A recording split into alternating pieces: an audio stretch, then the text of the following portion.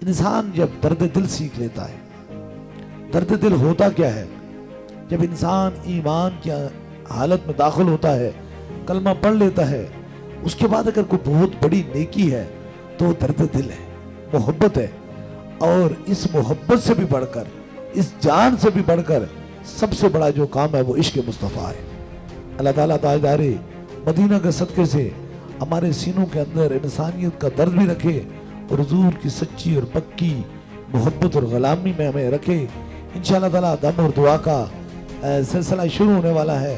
सूफी मुस्तफ़ा हज़रत क़िबला आलम पीर मसंजफ़ अली सरकार रहमतुल्लाह अलैह का बड़ा सालाना ख़त्म पाक 17 तारीख को जुमेरात को तारीख ने, चश्मे फल्क ने अजीब सा मंजर देखा और दीवाना वाह लोग अपनी मोहब्बत का इस अंदाजे से इज़हार किया कि जहाँ तक नज़र जाती थी इंसानों के सरों का समुंदर था और लोग अपनी अपनी मोहब्बतों से, अपनी अपनी चाहतों से सूफी मुस्तफ़ा हज़रत क़िबला आलम पीर मसंजफ़ सरकार रहमतुल्लाह अलैह के दहलीज पे हाज़िरी देकर इस बात की तस्दीक कर रहे थे, इस बात की गवाही दे रहे थे कि जिनके लिए रब फरमाता है तुमके लिए खुशखबरी है, जो मेरे राह में चले, मेरे रास्ते में चले, दुनिया और आखिरत दानों में।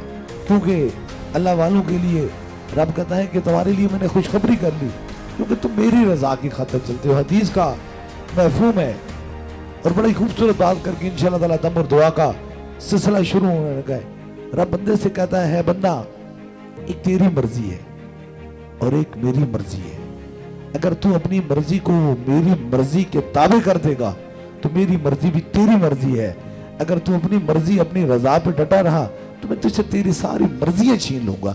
इसलिए जो अल्लाह वाले होते हैं वो अपनी मर्जी से नहीं चलते, अपने लिए नहीं चलते, बल्कि रब की रजा में वो खुश होते हैं। जिस तरह सूफी मुस्तफ़ा हज़रत क़िबला आलम पीर मसंजफ़ अली सरकार रहमतुल्लाह अलैह ने पूरी जिंदगी रब की रजा की खातिर गुजारी और फिर इतना करम, इतनी मेहरबानी, इतनी शफाएं हुई कि जो भी सूफी मुस्तफ़ा हज़रत क़िबला आलम पीर मसंजफ़ अली सरकार रहमतुल्लाह अलैह की दहलीज की हाज़िरी देता है, अगर उसे कोई मर्ज़ है रब उसे शफा देता है, अगर उसके अंदर कोई तकलीफ है उस तकलीफ को रब दूर करता है।